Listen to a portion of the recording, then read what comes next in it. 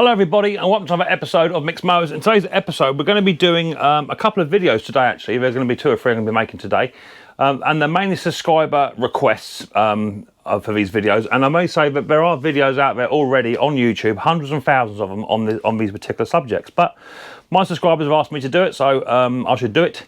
And hopefully some of you guys and girls may learn something, some of you may not. You may have already seen this 100 times over, so this video may not be for you. If this is your first time in watching Micks Mowers, hit the subscribe button, whack your bell, set notifications to all. That way you'll be told when I've done a video or 2 I'm on my Saturday night weekly live stream, which starts at 6:30 PM UK time. So the first video we're going to be doing today is winterization on a particular style of lawnmower, and I've got 2 or 3 videos to do with regards to winterization. Some on 2 strokes, some on Briggs and Strats, and some on your metal round bowl carburetor style, so your Tecumsehs, your Quantums and your Hondas and your Chinese copies, that sort of thing. So this particular video is going to be for the metal bowl style carburetor. Now winterization is a bit of a big topic, and lots of professionals, of which I'm not, recommend different ways how to winterize your machine. Okay, and it all depends on where you are in a country, what style and quality of fuel you have, whether you use stabilization fuel and all that sort of stuff. So that stuff you have to take into mind. If you're just a homeowner and just cut your own lawn and that's it, then some of the procedures will specify for you.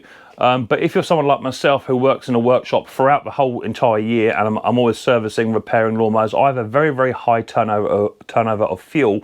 So therefore don't really need to winterize my machines. What I do is I set a reminder on my phone every month and I just fire my machines up and add a bit more fresh fuel. That's what I do because I have a high turnover of fuel. But for those of you that don't have a high turnover of fuel and just do your grass last cut of the season and put your mower in the shed, before you do so, you may want to follow some simple steps. You need a very, very small amount of tools for these, if any.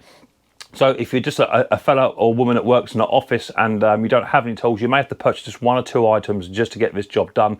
It'll cost you no more than £2 or £3. Simple as that. So without further ado, let's get down and dirty and let's start winterizing some of these lawnmowers.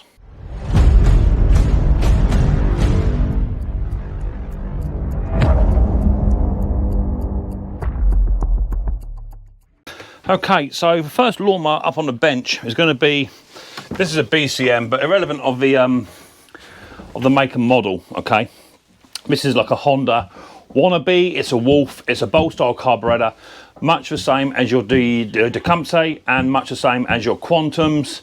It's got the bowl style carburetor with 1 or 2 bolts at the bottom of a carburetor, which require removal for winterization. Now, if you don't remove the bolts during the draining process, what happens is that you can possibly leave fuel inside of the carburetor, and that's the fuel that's going to go bad, and that's the fuel that's going to ruin your day, and you'll be coming back in for a carburetor clean. Okay, so there are different methods.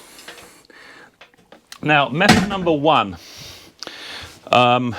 you can just run your lawnmower very, very low on fuel. Okay, and then just before your lawnmower runs out, you tie your dead man's handle off at the top. Tie it off with a bit of shoestring, sellotape, whatever.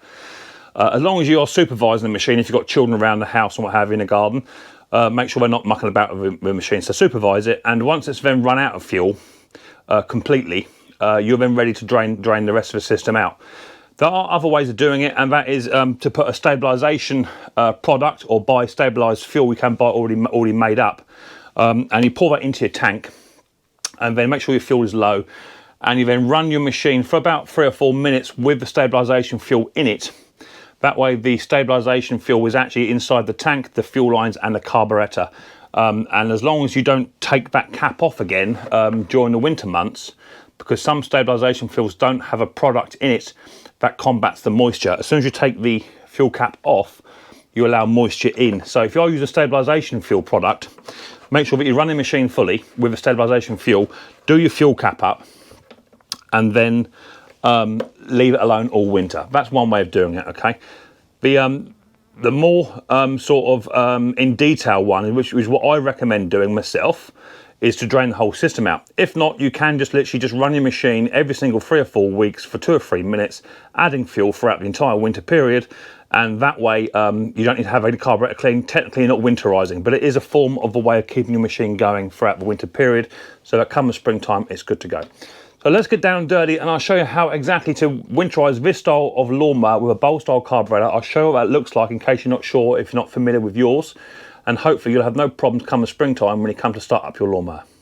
Okay, I've got my my light on to help, just to spread a bit of light on it. In fact, I could open the barn door up, and in fact it might help a little tiny bit as well, a bit more natural light. So this is the style of carburetor I'm talking about, okay, and they do differ slightly.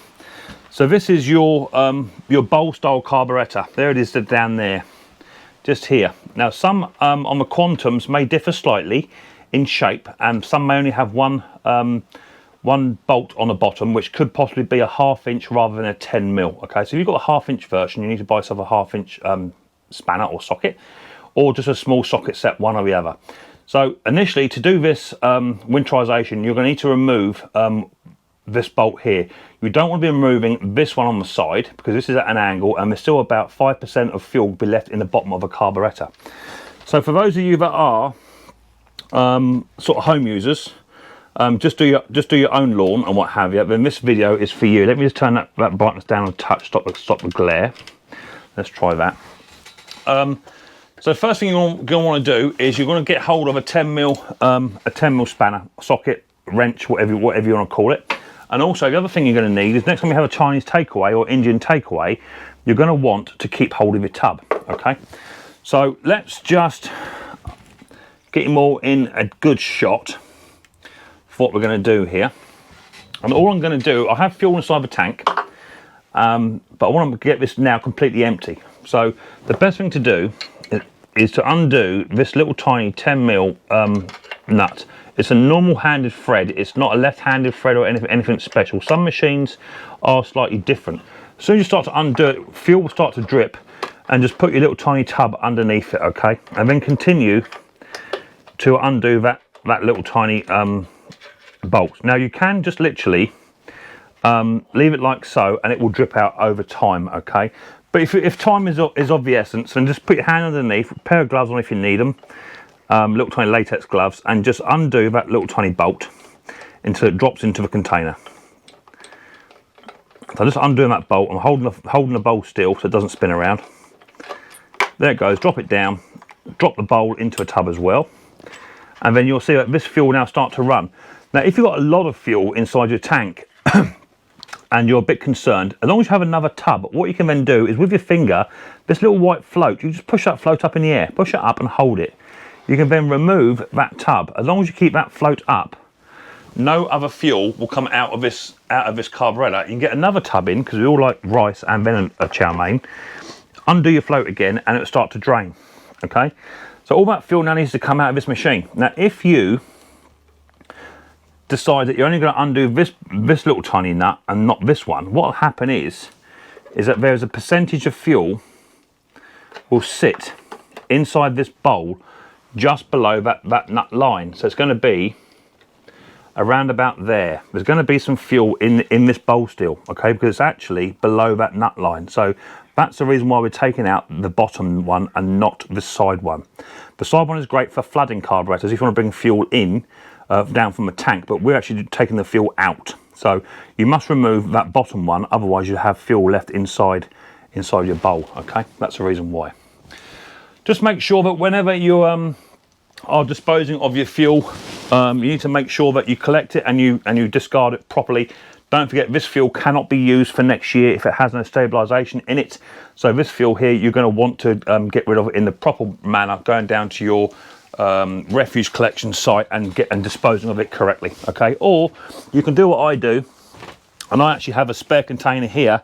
I know my green container is for my old gas, okay? It doesn't matter how dirty it gets. I use it just for degreasing and cleaning engines down, okay? So I just pour that into there.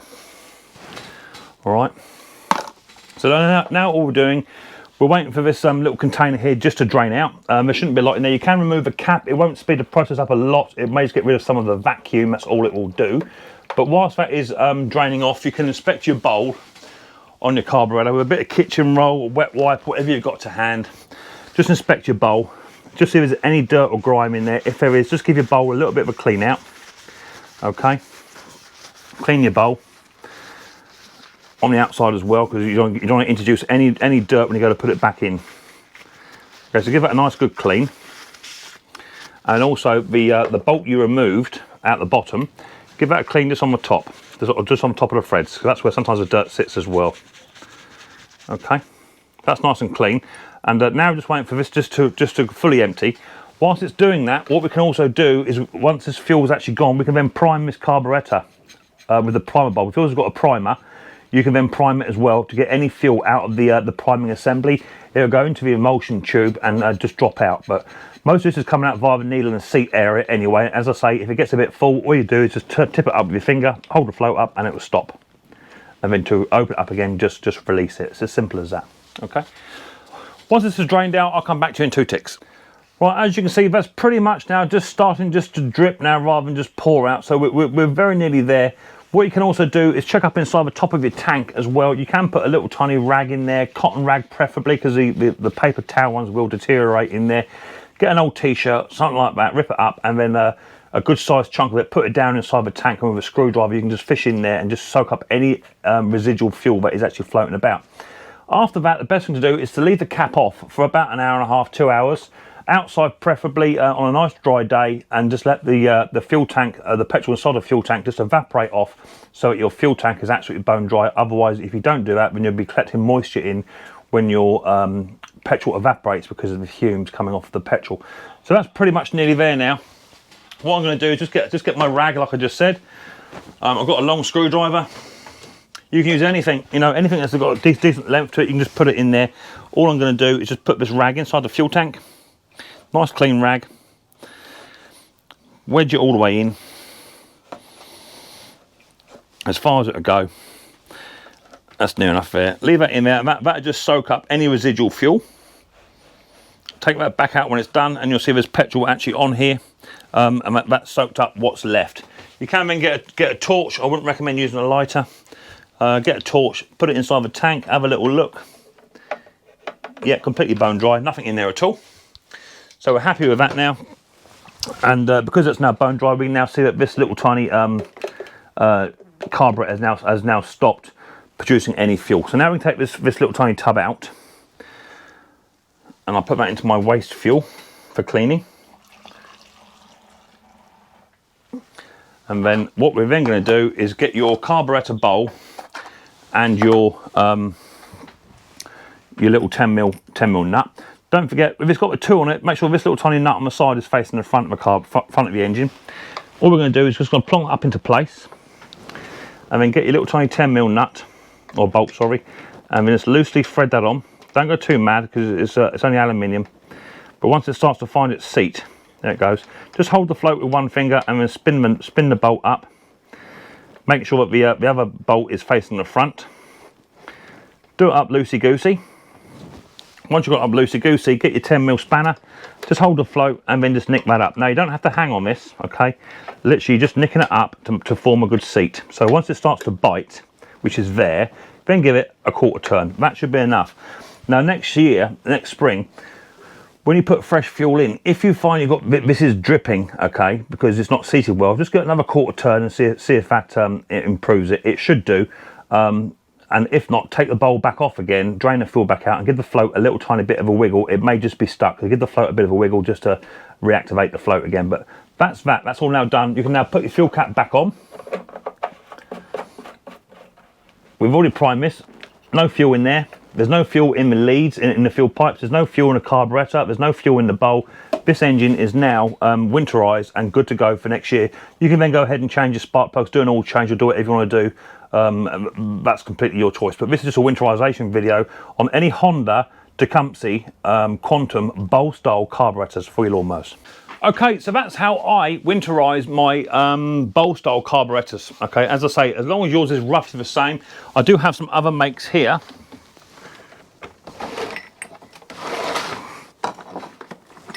Of carburetors. Now when I say bowl style, this is an old Tecumseh one, or actually off a Suffolk Punch cylinder mower. It's a bowl style, it's got a bowl on the bottom of it. You've also got your Tecumseh ones as well. There's one there, and that's got the 1/2 inch nut on it. So it hasn't got one on the sides like the other one did have. This has just got 1/2 inch bolt. That's actually a main jet. Just take that out, and then the whole lot will then come out again, and there's your float, which you can move up and down. So as long as it's got a bowl on the bottom and it's got 1 or 2 nuts on the bottom, or bolts on the bottom of it to undo, it's the bottom one you want to undo, because this style of bowl in particular, this is off of a Tecumseh, my favourite lawnmower. These are actually beveled. They're like a bowl inside, so any fuel, if you just drain the fuel out and run it dry, there'd be an amount of fuel sitting around the outer perimeter of the bowl. Okay, that's why it's important to remove the bowl. Once the bowl's been removed, you can then drain your fuel as you want to, and then just put it all back together, and away you go. If you're that way inclined, you can leave the bowl off and just put it in the bag, tight to the lawnmower. As long as you remember to put it back on next year, that's fine. So that works on those ones. It doesn't, however, work quite the same on this little kiddie. This will be a separate video.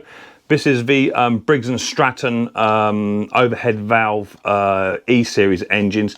These have a little tiny countersunk bolt also on them, which is just here. Now they have a little tiny trap that sits underneath. So that's actually quite a good design for a very badly designed carburetor. You can remove that one little tiny bung, and that will release all of the fuel out of that bowl. Okay, so have improved the design there. You don't have to remove the entire bowl on this one. You can literally get away with just undoing that hex style bolt, and that will remove all the fuel from your carburetor on that one. Okay, so bear that in mind. So that's them ones done. Hopefully you enjoyed this little video. So it was a subscriber request, and anyone that asked me to do a video, I will try and do it. There are other videos on YouTube, hundreds and thousands of them. You don't have to watch mine, but there isn't one of me doing it. So there you go, there's one for me. Hope you enjoyed this video. If you did, give us a big thumbs up, subscribe to the channel, and that'll tell you when I've done a video, or in fact on my Saturday night weekly live stream, which starts at 6:30 PM UK time. Thank you very much for watching this episode of Micks Mowers. I'll be doing one on the Briggs & Stratton next, which is slightly different again. I look forward to the next episode very, very soon. But until then, people, don't forget, more importantly, take it easy.